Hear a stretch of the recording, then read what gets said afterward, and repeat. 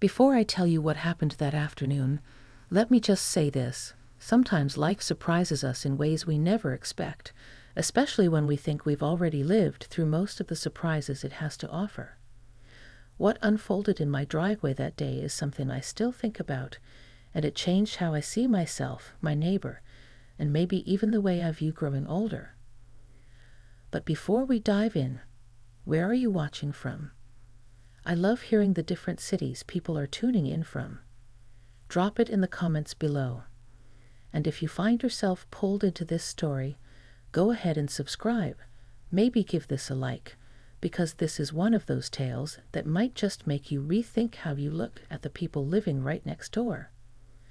It was one of those days that doesn't really stand out at first glance. Mid-afternoon, the kind where the sun was neither too hot nor too dim. Just a soft golden glow stretching across the neighborhood, making the asphalt shimmer faintly as I eased my car into the driveway. I've lived on this street for over 20 years. The kind of street where everyone knows each other well enough to wave, but not so much that you'd expect them to knock on your door uninvited. Or at least, that's what I thought. I shifted the car into park, my hands still resting on the steering wheel a moment longer than they needed to. There's a certain stillness I like in those few seconds before shutting the engine off, almost like catching my breath between errands and whatever the evening might bring. My house stood quiet in front of me, shutters a little worn but familiar, and the rose bush I keep by the front steps was just starting to burst into bloom again. That's when I saw him. My neighbor, Robert, was walking across his lawn, his hand raised in a small wave. He wasn't the type to come over often, which is why the sight caught me off guard. He's lived next door for maybe 8 years now, a widower in his late 60s, tall with that slightly stooped posture men get when they've worked hard their whole lives. His hair was mostly silver, the kind that seemed to glow under the late afternoon sun, and his face carried those deep-set lines that only come from both laughter and loss. I rolled my window down just as he reached the edge of my driveway. "Hey there," I said, forcing a casual tone. "Afternoon," he replied, his voice carrying that gravelly warmth that comes from age, but also from someone who doesn't waste words. "You have a minute?" Something in the way he asked made me pause. There wasn't urgency, exactly, but there was weight. I nodded, cutting the engine and opening the door. The breeze lifted a strand of my hair across my cheek, and I tucked it behind my ear as I stepped out. He looked at me for a moment, as though measuring his words. I didn't mean to intrude. Just, sometimes you get the feeling you need to talk to someone you know. I found myself softening at that. I knew loneliness in my own way. At 60, with my children grown and gone, the house often felt too quiet. My husband had passed years earlier, and though I'd adjusted, that absence never really disappears. So when Robert said that, I understood. "Of course," I said. "Do you want to sit for a bit?" I gestured toward the small bench I keep tucked near the roses. We walked over together, and as we sat, the scent of the roses floated between us, sweet and grounding. He leaned forward, elbows on his knees, hands clasped together tightly. "I've been thinking a lot lately," he began slowly, "about how quickly time moves.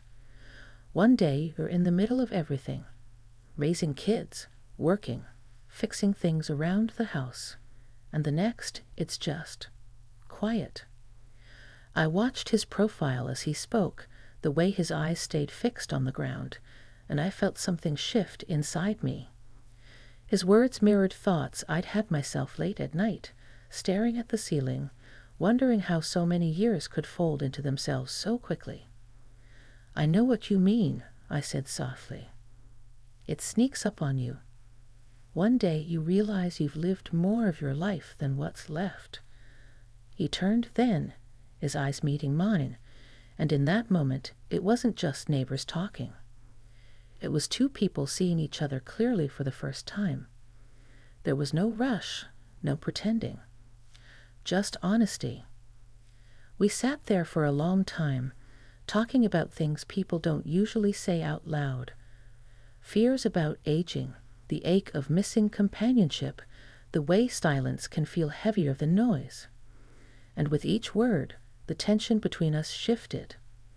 Not the uncomfortable kind, but the kind that comes when you realize you've been waiting for a connection without even knowing it. As the sun dipped lower, the golden light caught his face in a way that softened his features. I noticed his hands, rough but steady, the kind of hands that had built and repaired things over a lifetime. And for the first time in years, I felt a flicker of warmth deep inside me. The kind that wasn't just about conversation, but about being seen, about being understood. When I finally stood to go inside, Robert rose with me. He didn't move closer, didn't crowd me, but he held my gaze a moment longer than usual. "Thank you," he said quietly, "for listening." I smiled, though my chest felt full. "Any time," I replied, and I meant it. As I closed the door behind me, leaning against it for just a second, I knew something had shifted. It was subtle, but real. A door I hadn't even realized was closed had been nudged open, and the air rushing through felt like the start of something I couldn't quite name yet, but something I knew I wanted to see through. That night, as I lay in bed, I found myself replaying the conversation, the sound of his voice, the way his eyes had met mine. And for the first time in a long while, the quiet of the house didn't feel quite so heavy. It felt expectant. The next morning, I woke up earlier than usual. The sunlight hadn't quite pushed its way through the curtains, but I was already awake, my mind circling around the conversation I'd had with Robert. It's strange how someone can shift from a familiar face in the neighborhood to someone you can't stop thinking about in less than a day. I made my coffee and stood by the kitchen window, gazing out at the street. There he was, already outside, watering the patch of grass by his walkway. It was such an ordinary sight, yet I found myself watching longer than I meant to. He moved slowly, deliberately, his shoulders relaxed, as if he'd learned the value of pacing himself. Something inside me whispered, "Go talk to him." But another part of me, the cautious part that had learned to keep walls up, hesitated. After all, I was 60. I'd learned to live on my own. Did I really need to stir feelings I wasn't sure I could carry? But life has a way of answering those questions for you. By late afternoon, I decided to run a quick errand. As I pulled into the driveway with a grocery bag on the passenger seat, I saw him again. This time, he was standing near his mailbox, and before I could even shut off the engine, he lifted his hand in that same easy wave. Only this time, there was something behind it, a quiet invitation. I got out, balancing the bag against my hip. "You're making a habit of this," I said lightly. "Maybe," he replied with a small grin. "Do you need a hand with those?" I considered saying no, but I didn't. "Sure, if you don't mind." He stepped closer, and I realized it had been years since a man carried anything for me. He took the bag from my arms gently, as if it were something fragile. The simple act touched me more than it should have. We walked inside together, and I couldn't help noticing how natural it felt. The kitchen smelled faintly of the coffee I'd brewed earlier, and the late afternoon light spilled across the counters in warm stripes. He set the bag down and lingered a moment, looking around, not intruding but taking it all in. "This is a nice place," he said softly. "Feels lived in." I laughed, brushing a hand over the counter. "That's a kind way of saying it's cluttered." "No," he said, shaking his head. "I mean it. It feels real, not empty."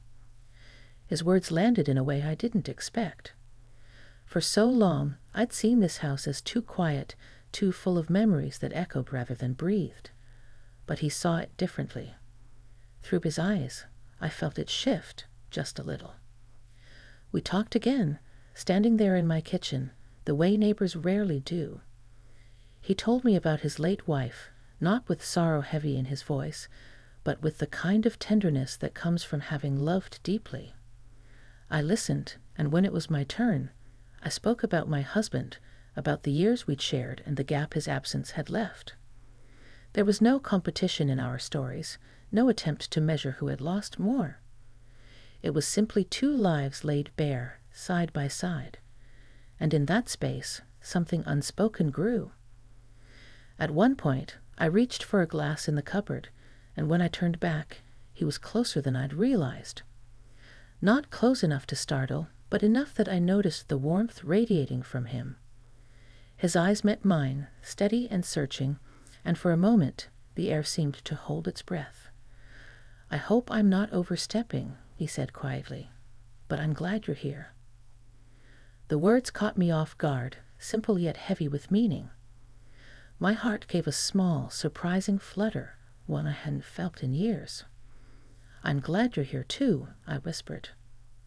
Neither of us moved to make more of the moment than it was. Instead, he smiled, a slow, genuine smile that reached his eyes, and stepped back just slightly. "Maybe one of these evenings," he said, "we could sit out on the porch together. Just talk, like we did yesterday." I nodded, feeling that same strange expectancy from the night before. "I'd like that." After he left, I leaned against the counter, my hand resting lightly over my chest where my heart still raced. I hadn't realized how much I'd missed simple connection, the kind that doesn't ask for anything but presence. That evening, I sat on the porch as the sky turned a dusky lavender. My roses gave off their faint perfume, and the cicadas began their steady chorus. And sure enough, Robert appeared, walking over with that same measured pace, a calmness in his step that somehow steadied me too. We talked until the stars began to appear, about nothing and everything, childhood memories, favorite books, even the silly arguments we used to have with our spouses over small things. The laughter came easily, but so did the silences. And I realized then that it wasn't about filling the quiet. It was about sharing it. When he finally stood to leave, he touched my hand lightly, just a brush of his fingers, enough to let me know he wanted to, but not enough to cross a line. It was the kind of touch that said more than words could. And as I watched him walk back to his house under the soft glow of the streetlight, I felt something bloom inside me, a sense of possibility I thought I'd left behind years ago. That night, when I lay down in bed, the quiet no longer felt expectant. It felt alive. And for the first time in a long time, I fell asleep smiling. It's funny how quickly a new rhythm can slip into your life. Within a week, evenings on the porch with Robert became something I looked forward to more than anything else in my day. I'd make a pot of tea or pour a glass of wine, and sure enough, he'd appear just as the sky started melting into those shades of orange and purple that seemed to linger a little longer in September. We'd sit side by side, not too close, but close enough that I could hear the low timbre of his voice without him needing to raise it. Our conversations wandered easily, sometimes playful, sometimes serious, sometimes quiet. And with each passing night, the space between us seemed to shrink without either of us forcing it. One evening, after a warm day that gave way to a cooler breeze, he brought over an old photo album. "I thought you might want to see," he said, holding it gently, as if it were something fragile. I hesitated at first. Looking through someone else's memories felt intimate, like stepping into a room that wasn't entirely mine to enter. But as he opened the album and pointed to each picture, telling me the stories behind them, I realized he wasn't just showing me photographs. He was inviting me into the life he'd lived before I knew him. There was his wife, smiling in a sundress, their children when they were young, the camping trips they'd taken, the birthdays, the quiet moments captured in faded snapshots. I could hear the affection in his voice, the reverence. And strangely, rather than feel threatened by the depth of what he'd once had, I felt honored that he trusted me enough to share it. When he closed the album, he sighed softly. "Sometimes I wonder if I'll ever feel that kind of closeness again," he admitted, almost to himself. I sat with his words for a moment, the weight of them settling in the space between us. Then I reached over, my hand brushing his gently, and left it there. "Maybe closeness doesn't look the same the second time," I said quietly. "But that doesn't mean it can't still be real." His hand turned under mine, his fingers curling around softly, and that simple gesture sent a warmth through me I hadn't felt in years. From that evening on, there was a subtle shift. Nothing hurried, nothing careless, but a quiet understanding that we were no longer just neighbors sharing conversation. We were slowly becoming something more, even if neither of us named it. The moments became layered. A hand brushing against mine when he passed me a cup of tea. The way he lingered a little longer when he said goodnight. The way his laugh, deep and genuine, made my chest feel lighter than it had in a long time. One Saturday, he offered to fix the loose board on my porch step. I stood at the doorway watching him work, his hands steady, his focus intent. It struck me then, in the simple act of him kneeling there with his tools, how much I had missed this kind of presence. Someone caring enough to notice, to tend, to repair what was broken, not just in the wood but in the small corners of a life. When he finished, I brought him a glass of lemonade, and we sat together again, the cicadas singing in the background. He looked at me then, his expression softer than I'd ever seen it. "You make this house feel different," he said. "Like it has a heartbeat again." The words caught me, sharp and tender all at once. I swallowed, trying to steady the rush of emotion that threatened to spill over. "I could say the same about you," I whispered. The silence that followed wasn't empty. It was full, humming with something neither of us could deny any more. He reached for my hand again, more certain this time, holding it in both of his. His palms were rough, but the warmth of them was steady, grounding. He looked at me as if he were searching for permission, not just for the touch, but for what it might mean to us both.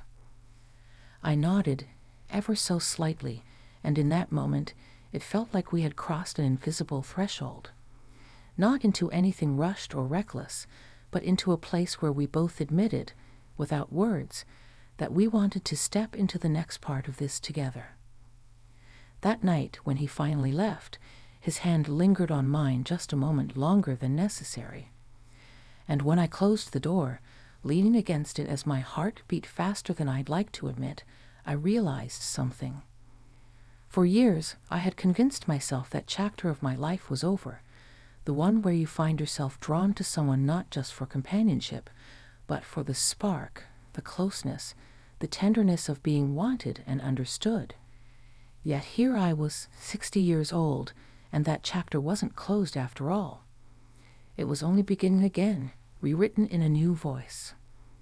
As I slipped into bed, the air cool against my skin, I thought of his hands, his laugh, the way his eyes had held mine without wavering. And for the first time in years, I didn't just feel alive. I felt wanted. And that made me wonder, with a thrill I hadn't felt in decades, what tomorrow might bring. The next day dawned gray, the sky heavy with clouds that hinted at rain. I'd always found cloudy mornings comforting, as if the world gave permission to slow down. Still, there was a restless energy in me I couldn't quite shake. My thoughts kept circling back to Robert, the warmth of his hands holding mine, the way his eyes lingered, steady and searching, the quiet understanding that had passed between us. I busied myself with little chores, folding laundry, watering the roses, but everything seemed touched by that expectancy I'd been carrying for days. Finally, in the late afternoon, I heard a soft knock at my door. When I opened it, there he was, standing with an umbrella in one hand. His hair was damp at the edges, silver strands darkened by the mist that had begun to fall. He gave me that small, gentle smile I'd come to look forward to. "Thought I'd see if you wanted company," he said. I stepped aside, and just like that, the rhythm of the day shifted. We sat inside this time, the rain tapping softly against the windows, the air between us thick with something unspoken but undeniable. I poured us tea, and we talked about little things at first, weather, books we'd been meaning to read, how quickly the summer had passed. But underneath it all, I could feel it, the weight of what had been growing between us. At one point, he grew quiet, turning the cup in his hands. "Can I tell you something?" he asked, his voice low, almost hesitant. "Of course," I said, leaning in. He looked at me, really looked, and I felt the intensity of it all the way through me. I didn't think I'd find this again. Not at this age, not after everything. But when I'm with you, it feels like there's still more life left to be lived. Do you know what I mean? My breath caught, because I did know. Every word echoed what I hadn't dared to admit out loud. "I feel the same," I whispered. I thought I'd already closed that part of myself off. But you've made me remember what it's like to feel alive in someone else's presence. The silence that followed was thick, charged, not with uncertainty, but with truth. He set his cup down carefully, then reached for my hand across the table. His touch was sure this time, warm and steady. And then, slowly, deliberately, he leaned closer. I met him halfway, and when our lips touched, it wasn't hurried or desperate. It was gentle, tender, full of the quiet acknowledgement of everything we both lost and everything we were daring to step into again. The kiss was brief, but it carried the weight of years, the ache of loneliness, and the spark of something new. When we pulled back, our foreheads rested together, and I could feel his breath against my skin, steady and grounding. We didn't rush into more. We didn't need to. At 60, I learned that intimacy isn't about speed, it's about depth. It's about the small gestures, the willingness to be seen, the courage to open your heart again, even when you know how fragile it can be. The rain kept falling, soft and steady, wrapping the world outside in its quiet rhythm. Inside, though, I felt something stirring in me, something warm and steady, something I hadn't expected to find again. He stayed for dinner that night. We cooked together, simple food, nothing fancy, and laughed at how cramped my little kitchen felt with two people moving around it. At one point, as he reached past me to grab a plate, his hand brushed mine again, and we both froze, grinning like two people far younger than we were. When the meal was done and the dishes were drying in the rack, we sat together on the couch. His arm slipped easily around my shoulders, and I leaned into him, the fit of it so natural it felt as though it had been waiting there all along. We didn't need to talk much after that. The comfort of his presence, the rise and fall of his breathing beside me, the warmth of his hand resting lightly against mine, it was enough. As the evening faded and he finally stood to leave, he kissed me once more, a promise more than anything else. And when I closed the door after him, I didn't lean against it in loneliness as I had so many times before. I leaned against it in wonder, my heart steady and full. That night, as I lay in bed listening to the rain, I realized something. Life doesn't stop surprising us, no matter our age. Sometimes, when you least expect it, a knock on the door or a wave from across the driveway can open a whole new chapter. At 60, I thought my story of love and connection was already written. But as I drifted to sleep, my heart light and expectant, I knew now it was only just beginning again.